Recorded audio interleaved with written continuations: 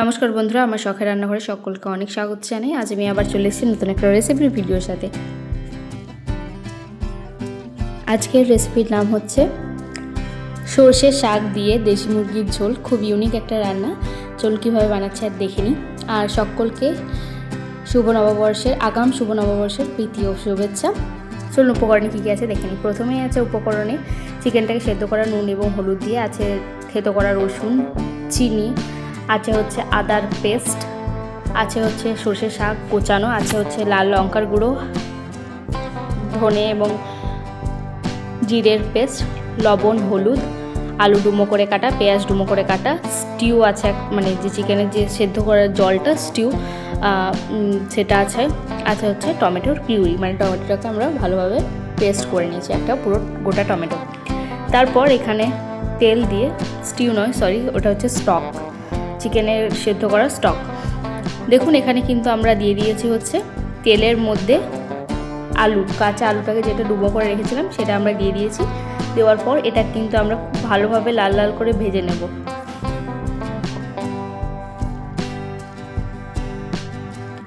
দেখুন খুব সুন্দরভাবে লাল লাল করে ভাজা হয়ে গেছে, ঠিক এইভাবেই এবং এই পরিমাণেই লাল লাল করে আপনারা কিন্তু আলুটাকে খুব ভালোভাবে ভেজে নিতে হবে আপনাদেরকে। তাই আমি বারবার দেখিয়ে দিচ্ছি যে আলুটা কিন্তু খুব সুন্দরভাবে লাল লাল করে দারুণভাবে কিন্তু ভাজা কমপ্লিট হয়ে গেছে। এরপর আলুগুলো কিন্তু আমরা তুলে নেব। ভাজা আলুগুলো কিন্তু আমরা একটা একটা করে আস্তে আস্তে তুলে নেব।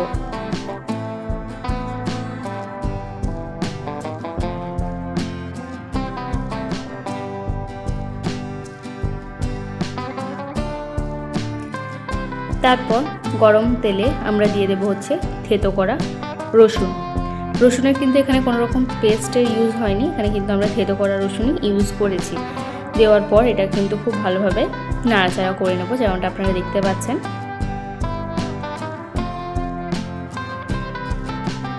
কালকে নববর্ষের সাথে নববর্ষ কালকে, তো এটা কিন্তু জমে যাবে। যারা দেশি মুরগি পছন্দ করেন খেতে তারা এটা অবশ্যই বানাবেন।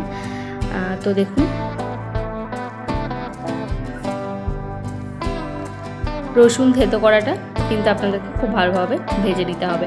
তারপর যে ডুমো করা পেঁয়াজটা ছিল সেটা কিন্তু আমরা দিয়ে দেবো তেলের মধ্যে। দেওয়ার পর এটাকেও কিন্তু আমরা খুব ভালোভাবে ভেজে নেব। রসুন এবং যে ডুমো ডুমো করে কাটা পেঁয়াজগুলো সেগুলো কিন্তু আমরা ভালোভাবে ভেজে নেব মশলার জন্যে।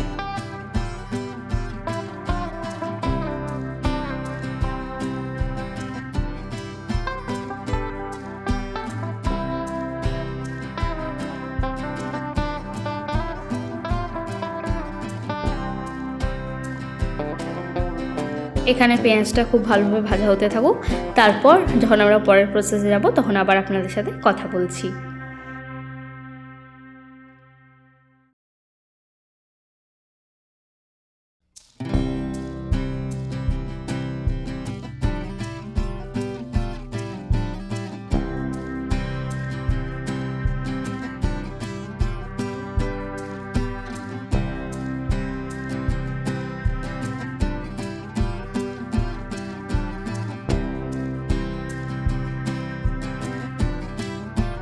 দেখুন এখানে কিন্তু পেঁয়াজটা ভালো করে ভাজা হয়ে গেছে, ব্রাউন কালার চলে এসছে পেঁয়াজের মধ্যে। তখনই আমরা দিয়ে দেবো হচ্ছে আদার পেস্ট। 2 থেকে 3 চামচ মতো আদার পেস্ট দিয়ে দিয়েছি। দেওয়ার পর মশলাটাকে আমরা ভালোভাবে নাড়াবো বা কষাবো। যত মশলা কষবে রান্না কিন্তু তত ভালো হবে, যেমনটা আপনাদের আমি প্রত্যেকটা ভিডিওতে বলে থাকি। আদার পেস্টটা দেওয়ার পর দিয়ে দিলাম লবণ ও হলুদ। দেওয়ার পর ভালোভাবে নাড়াচাড়া করে নেওয়ার পর দিয়ে দেবো জিরে এবং ধনিয়ার পেস্ট, আর অ্যাড করছি হচ্ছে লাল লঙ্কার গুঁড়ো। দেওয়ার পর এটাকে আমরা কিন্তু মশলাটাকে খুব ভালোভাবে নাড়িয়ে চাড়িয়ে কষিয়ে নেব। আর আপনাদেরকে আমি যেমনটা প্রত্যেকটা ভিডিওতে বলে থাকি যে যত মশলা কষাবেন রান্না কিন্তু খেতে তত সুন্দর এবং অসাধারণ হবে। তাই দেখুন ভালোভাবে মশলাটা কষিয়ে নেওয়ার পর একটু তেল ছেড়ে এলে আমরা কিন্তু এখানে অ্যাড করে দিলাম হচ্ছে টমেটোর পিউরি, মানে যে টমেটো আমরা গোটা টমেটোটা টমেটোটা যেটা আমরা পেস্ট করেছিলাম সেটা দিয়ে দিয়েছি। দেওয়ার পর এটাকে পুরোটাই পেস্ট করার পরে আমরা এখানে অ্যাড করলাম, এটা হচ্ছে টমেটো পিউরি যেটা আমরা বলে থাকি। দেওয়ার পর এটা কিন্তু আমরা খুব ভালোভাবে নাড়াচাড়া করে মশলাটাকে কষাবো। কারণ আপনাদেরকে আমি প্রত্যেকটা ভিডিওতে যেমন বললাম, আগেও আমি এই কথাটা বলেছি, মশলাটা যত ভালো কষাবেন রান্নার স্বাদ কিন্তু তত ভালো হবে। দেখুন মশলা কষাতে কষাতে কিন্তু তেলও ছেড়ে এসছে। আর যেমনটা আপনাদের আমি বলে থাকি যে তেল হালকা হালকা ছেড়ে আসছে মানে মশলাটা আমাদের কুক হচ্ছে আস্তে আস্তে। দেখুন এখানে কিন্তু খুব সুন্দরভাবে ফুটে ফুটে তেল ছেড়ে আসছে মশলার থেকে, যেমনটা আপনারা দেখতে পাচ্ছেন রান্নার মধ্যে। দেখুন মশলা কিন্তু খুব ভালোভাবে খুব সুন্দরভাবে কষানো হচ্ছে এবং মশলা থেকে কিন্তু আস্তে আস্তে তেলও ছেড়ে আসছে।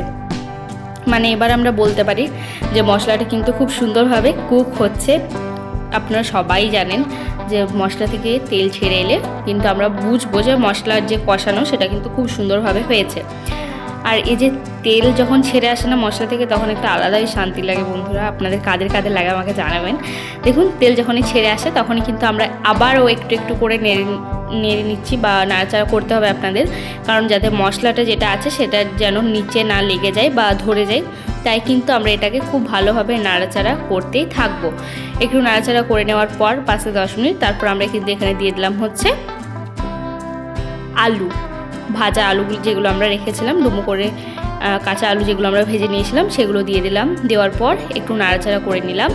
নাড়াচাড়া করে নেওয়ার পরে একটু আমরা দিয়ে দিলাম হচ্ছে ভালোভাবে একটু নাড়াচাড়া করে নেওয়ার পর আমরা এখানে অ্যাড করলাম হচ্ছে দেশি চিকেন যেটা সেদ্ধ করে রেখেছিল সেটা, আর একটু পরিমাণ চিকেনের যে স্টক ছিল সেটা দিয়ে দিয়েছি। দেওয়ার পর এটা কিন্তু খুব ভালোভাবে নাড়াচাড়া করছি মশলার সাথে। যেহেতু চিকেন আমাদের কিন্তু 80 থেকে 90% সেদ্ধ আছে, তাই কিন্তু এখানে কোনো রকম আর বেশি আমরা যখন কষাবো তখন জল দেবো না, একদম লাস্টে কিন্তু এখানে আমরা জল অ্যাড করব। দেওয়ার পর এবার ভালোভাবে নাড়াচাড়া করে নেওয়ার পর আবারও দেখুন আমরা আরেকটু জল অ্যাড করলাম, মানে স্টক, অন্য কিছু জল কিন্তু এখানে আপনারা অ্যাড করবেন না। এখানে কিন্তু শুধুমাত্র চিকেনের যে স্টক সেটাই কিন্তু অ্যাড করবেন। দেওয়ার পর দেখুন আমরা ভালোভাবে একটু একটু করে নাড়াচাড়া করব। যত নাড়াচাড়া করবেন তত কিন্তু ভালো হবে। তারপর এটাকে আমরা কিন্তু 5 থেকে 10 মিনিটের মধ্যে ঢাকা দিয়ে রেখে দেবো, কিংবা 10 মিনিট না দিলে হবে, 5 থেকে 8 মিনিট মতো ঢাকা দিয়ে দিলে এটা কিন্তু হয়ে যাবে। তারপর আবারও পরের প্রসেসে আসি, যতক্ষণ আপনারা পুরো ভিডিওটা দেখতে থাকুন, একদমই স্কিপ করবেন না।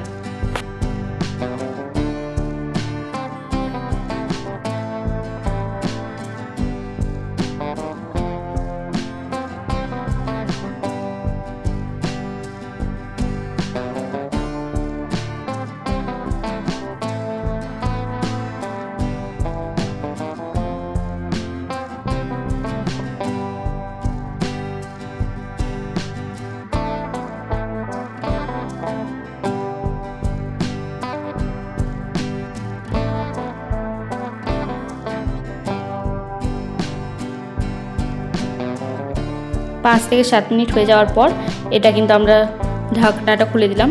আর দেখুন যতটা পরিমাণ জল দিয়েছি তার থেকে কিন্তু জলটা একটু বেড়েছে, মানে চিকেন থেকে একটু জল ছেড়ে এসছে। দেওয়ার পর এটা কিন্তু আমরা আবারও ভালোভাবে নাড়াচাড়া করে নিচ্ছি, যাতে যে মশলাটা সেটা যাতে খুব ভালোভাবে মিক্স হয়। যেটা আপনারা আগেও দেখলেন, যখন মশলাটা কষানোর পর যখন আলুটা এবং চিকেনটা আমরা দিলাম তখন কিন্তু ভালোভাবে মশলার সাথে মিক্স করে নিয়েছি, যাতে যে মশলার মধ্যে যে মানে চিকেনের মধ্যে দেশি মুরগির মধ্যে যে ফ্লেভারটা সেটাতে খুব ভালোভাবে মশলা ফ্লেভারটা যায়। তাই দেখুন এখানে আবার নাড়াচাড়া করে নেওয়ার পর আমরা কিন্তু এখানে দিয়ে দিলাম হচ্ছে সর্ষের শাকগুলো। আপনারা কিছু মনে করবেন না, আমার কথাটা একটু লেগে যাচ্ছে, আপনারা বুঝতে পারবেন, কারণ অনেক দিন হলো ভিডিও পোস্ট করিনি, তাই এরকম হচ্ছে। তো আপনাদের কাছে কোনো রকম ভুল হয়ে থাকলে ভুল মার্জনীয়, তাই কিছু মনে করবেন না। আমি আবারও নিজের ভয়েস যে কমিউনিকেশন স্কিলটা সেটা আবারও ঠিক আগের পজিশনে আনার চেষ্টা করছি।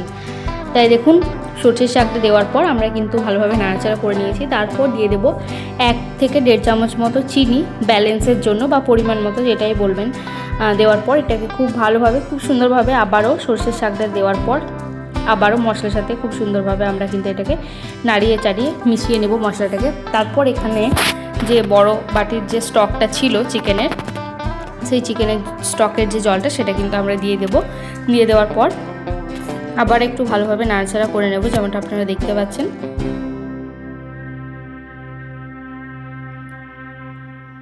যে নাড়াচাড়া করে নিলে কিন্তু আর একটু ঢাকা দিয়ে নিলেই রেডি কিন্তু আমাদের সর্ষে শাক দিয়ে দেশি মুরগি।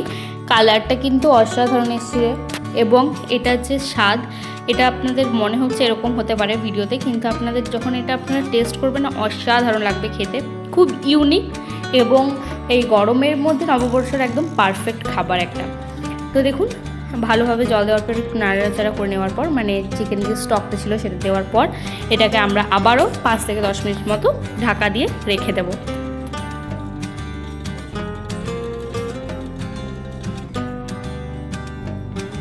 দেখুন টাইম মতো আমরা কিন্তু এটাকে খুলে নিচ্ছি, আর এটা থেকে খুব সুন্দর একটা তেল ছেড়ে এসছে এবং রান্নার মধ্যে কালারটাও খুব দারুণ এসছে, খুব সুন্দর লাগছে রান্নাটা দেখতে।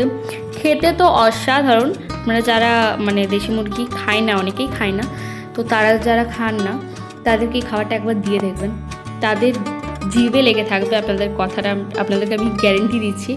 এত দারুণ হয়েছিল রান্নাটা। অবশ্যই আপনারা ভিডিওটা দেখে বাড়িতে চেষ্টা করবেন নববর্ষের জন্য।